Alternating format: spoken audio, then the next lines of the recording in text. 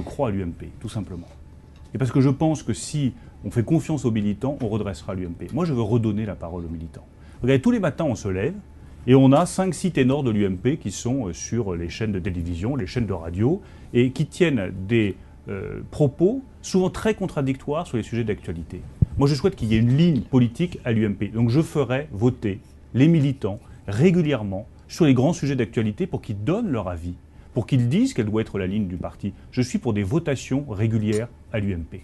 Votations sur le projet de loi de Mme Taubira, sur les projets économiques du gouvernement, sur la réduction de la dépense publique, que les militants soient associés à la définition de la ligne politique. Mais ça, c'est une révolution culturelle, parce que l'UMP... C'est une révolution culturelle, parce qu'il faut une révolution culturelle à l'UMP. On ne va pas continuer à avoir systématiquement des chefs qui défendent des positions souvent contradictoires sur les plateaux de télévision, et puis des militants qui regardent ça totalement ébahis en disant « mais quand est-ce qu'ils vont s'entendre ?» Si on veut qu'ils s'entendent, il faut redonner la parole aux militants. Il faut écouter la base.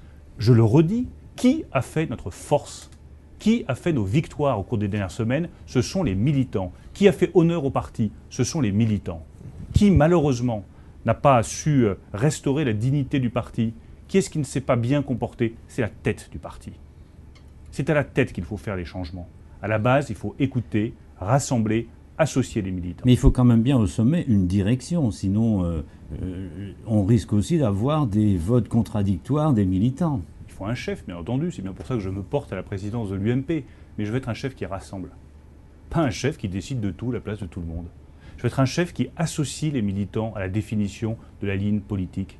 Je veux être un chef qui emmène les militants pour gagner et qui rassemble le plus largement possible. Au-delà du cercle des militants, être capable d'associer des sympathisants, dire à tous ceux qui ne sont pas encore tout à fait prêts à prendre leur carte à l'UMP, venez voir, venez discuter avec nous, associez-vous à nos réflexions et on gagnera tous ensemble. Mais enfin, sur le plan économique ou sur l'éducation, vous avez quand même quelques idées. Mon projet, mon projet sur le fond, il est simple et il est fort. Et je crois qu'on doit cette simplicité, cette force aux militants. Moi, je veux un État régalien puissant. Je veux qu'on rétablisse l'autorité de l'État sur la sécurité, sur la justice. Je veux que les règles de droit soient appliquées. Je veux que les délinquants soient condamnés. Je veux que ceux qui ont été condamnés à une peine de prison fassent cette peine de prison. Je veux que nos policiers soient capables de rétablir la sécurité sur tous les territoires de la République. Il faudra réinvestir sur la sécurité, sur la justice, sur les armées, sur l'État régalien. Et je n'hésite pas à dire que ça coûtera de l'argent.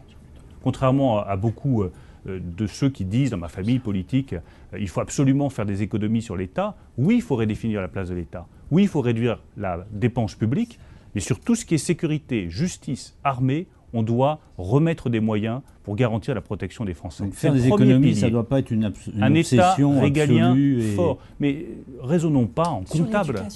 Raisonnons pas en comptable. Moi, j'essaye de proposer une vision pour notre pays. Je veux un État régalien fort dont l'autorité est respectée sur tous les territoires de la République. Le deuxième pilier de mes propositions, de mon projet, c'est des entreprises libres.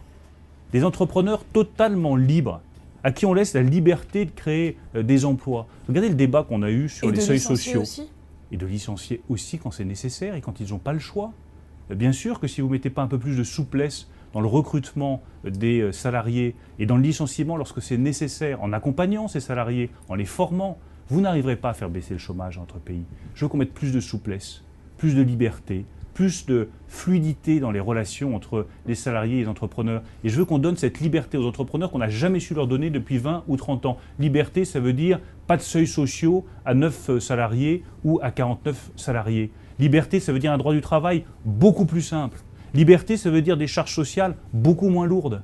Liberté, ça veut dire la capacité pour les PME familiales d'être transmises du père au fils dans des conditions bien plus préférentielles que ce qui existe aujourd'hui pour avoir de vraies entreprises familiales fortes. Voilà ce que ça veut dire la liberté. Et le troisième sujet, puisque vous m'avez lancé là-dessus, allons-y, votre troisième parce que c'est un sujet qui me tient à cœur, je pense que l'éducation doit effectivement être le grand combat de la droite.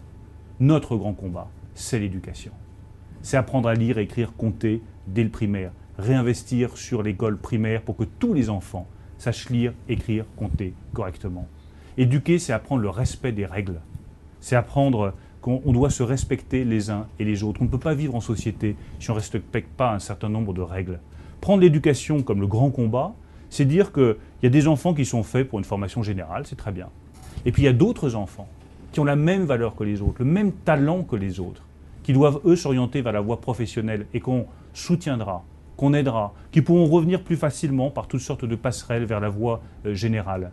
C'est ça, prendre le chantier de l'éducation à bras-le-corps. Moi, je veux qu'à terme, l'éducation française, notre modèle éducatif, soit dans 10 ans le meilleur modèle européen.